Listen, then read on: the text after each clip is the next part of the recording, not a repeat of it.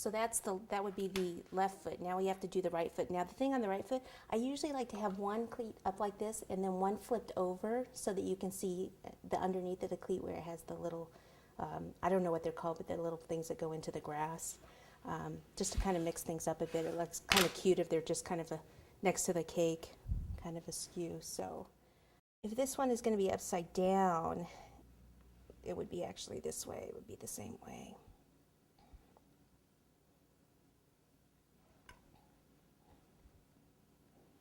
So I'll do 2 of those. And then I'll cut it down the same way, but then I'm still going to flip this over.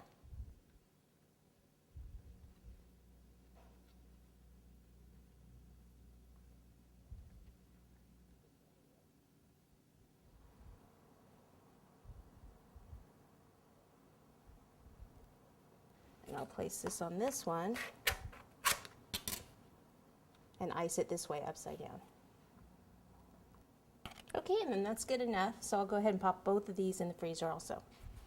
Okay, so this cake has been in the freezer for about a half an hour now. It's firm to touch, and I can go ahead and start to smooth it. So I'll take my icing blade, go around the edges first.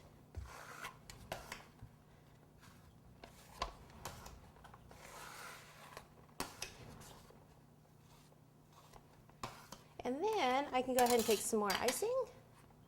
And let me turn the cake this way so I can fill in like any of the little holes there. I'll just fill it in and then go back over it with the icing blade and smooth it out one more time.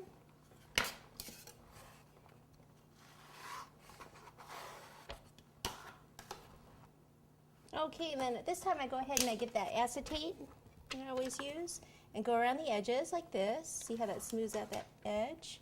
And down here, looks like the cake is showing just a little bit there, but I can cover that with, I'm going to put a little bit of a fondant band down there, so I can cover it with that.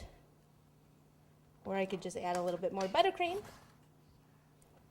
Kind of smooth that out a little bit.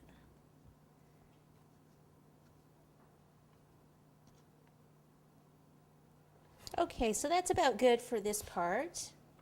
Now I can go ahead and trim up the board, place it on the black board, the finished board, and then we can go ahead and do the trim.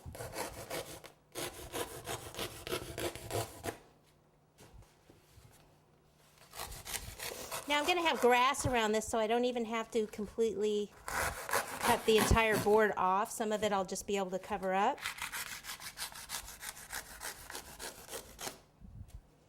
So like right in here, I'm not even going to worry about that. I'm just going to leave it.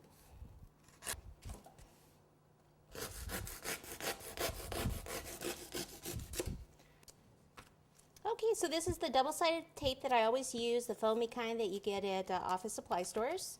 Pop some of that down. And I want this way up here because I need room for the ball and I need room for the cleats.